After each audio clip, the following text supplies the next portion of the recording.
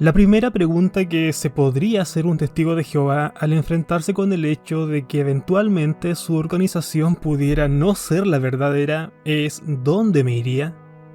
Esta pregunta es una técnica de control llamada parar el pensamiento. Puede parecer válida, pero en el momento en el que se hace es realmente una distracción del tema que se está analizando. Se cuestiona la validez de todo lo que se está discutiendo por el miedo a la pregunta que sigue. ¿Dónde me iré? No tiene relevancia hasta que exista un entendimiento completo de la pregunta más importante. ¿Enseña la organización Watchtower la verdad? El miedo no debe prevenir que alguien haga una examinación honesta acerca de las verdades y no verdades de este grupo religioso.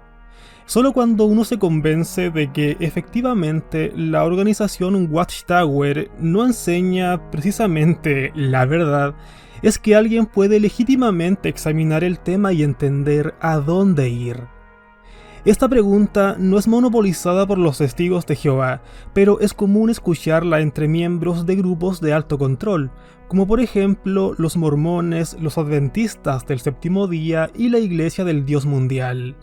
Todos estos grupos expresan esta misma pregunta. Steven Hassan se refiere a esto como adoctrinación fóbica, diciendo se hace de manera sistemática, que todos los miembros tengan una fobia de dejar el grupo. Este miedo es la razón por la que los grupos de alto control tienen tanto éxito, al hacer que sus miembros no se encaren a la verdad acerca de su religión. No se pretende con este video el promover una religión o creencia en particular. Paul Grandi, creador del artículo que aquí expondré, se centró en aquel concepto erróneo de que existe una sola organización verdadera, y señala además los diversos caminos que han tomado algunos ex testigos de Jehová al dejar atrás la Watchtower. Teniendo en consideración que esto es un tema religioso, lo que sigue en este video se propone mayormente desde un punto de vista cristiano, o basándonos netamente en el libro de estos, la Biblia. La Watchtower promueve la pregunta de ¿a dónde me iré? Por medio de aplicar mal las escrituras. Pregúntele a un testigo de Jehová lo que dijo Pedro cuando Jesús le preguntó si éste lo dejaría. La respuesta invariablemente va a ser que Pedro le respondió ¿a dónde me iré?, puesto que así cita sus palabras la misma Watchtower. En Juan 6:68, Pedro realmente le dijo a Jesús: Señor, ¿a quién nos iremos? Esta es la esencia de la cristiandad, no es ser parte de una organización, sino ser seguidores de Jesucristo. La libertad, bajo un contexto netamente cristiano, viene de pertenecer a Jesús, no a una organización.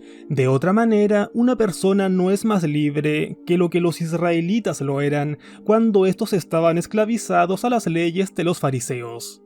De igual forma, si se comprende el principio bíblico, la salvación, en teoría, vendría solo por medio de Jesús.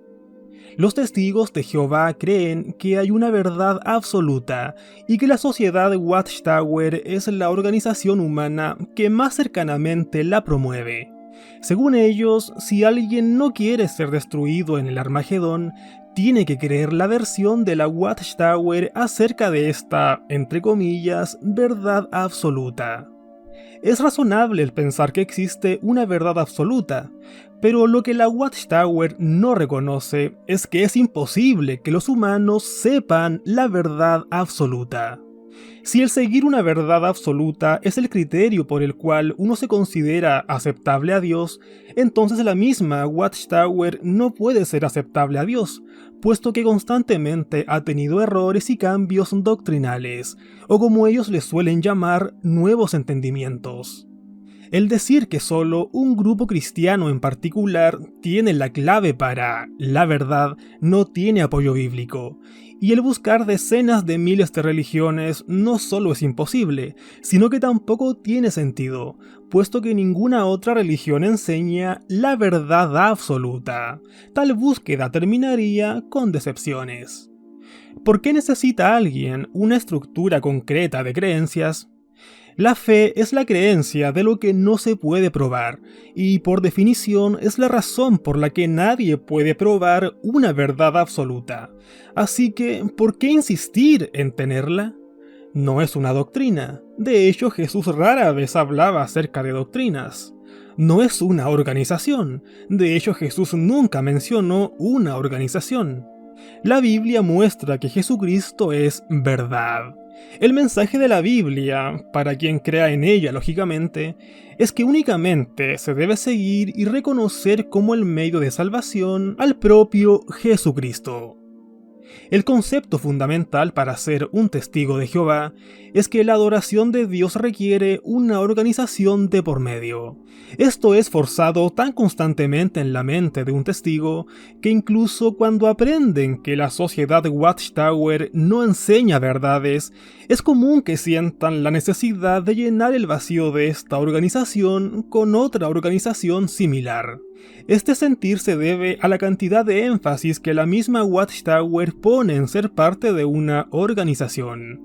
A pesar de que la Biblia nunca usa la palabra organización, entre 1950 y el 2015, esta palabra, organización, apareció 11.144 veces solo en la revista La Atalaya, un promedio de más de 7 veces por edición. Incluso cuando una persona sabe en su corazón que esta no es la verdad, los restos del pensamiento de la Watchtower pueden engañar a alguien y hacerlo pensar que sí se necesita una organización y que no hay mejor que la sociedad de Watchtower. Por los primeros 2500 años de la historia humana, según la Biblia, no había una sola organización, y la adoración no dependía de ser miembro de una iglesia. Sin embargo, tenemos registros de los hombres que más amaban a Dios, según la Biblia, como Enoc, José, Noé y Abraham. La Watchtower enseña que Job sirvió a Dios después de la formación de la nación de Israel. Aunque él no tenía nada que ver con Israel, Dios dijo, hablando de ese momento, que no hay ninguno como él en la tierra. En tiempos cristianos, Jesús prometió estar con sus seguidores todo el tiempo, dándoles apoyo y guía personalizada por medio del Espíritu Santo. Cuando la mujer samaritana le preguntó a Jesús dónde adorar, Jesús le demostró que el lugar físico no es importante. Una persona puede adorar sola o en grupos pequeños. Jesús prometió que iba a dirigir a sus seguidores sin importar cuántos estuvieran reunidos juntos. El juntarse para discutir cosas de naturaleza espiritual con amigos mientras se disfruta de una comida o un café se puede disfrutar mucho. Las opiniones de otros dan un punto de vista balanceado y puede dar más ánimos que el recibir un sermón desde un púlpito. La naturaleza social de los humanos llena a la gente con la necesidad de pertenecer a una comunidad.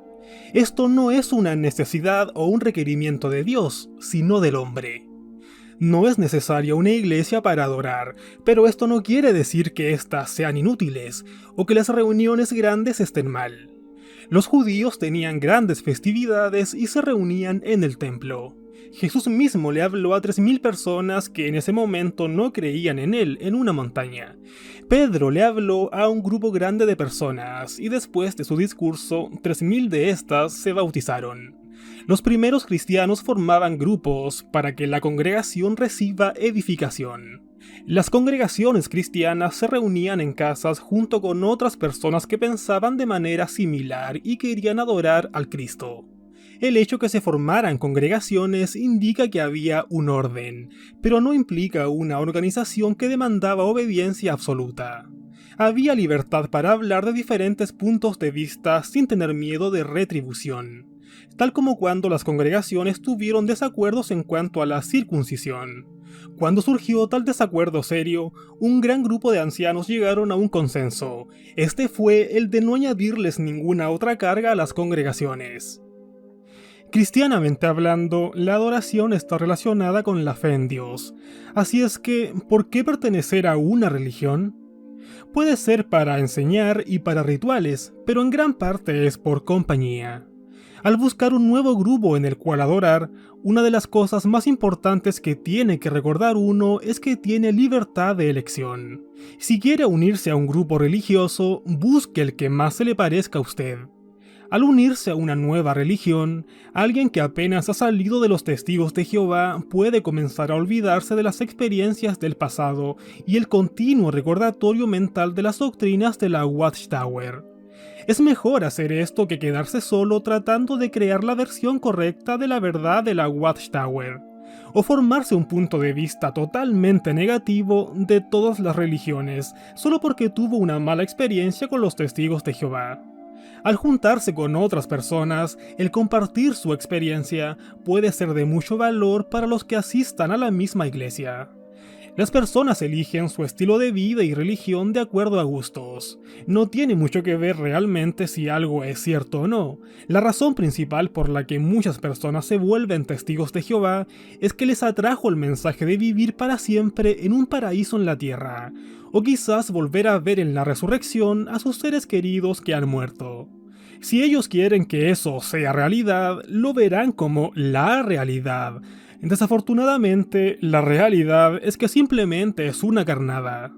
Una vez en el anzuelo, las religiones de alto control manipulan a las personas al convencerlas de que son pecadoras sin ningún valor, si no siguen, por cierto, algún sabor de la cristiandad.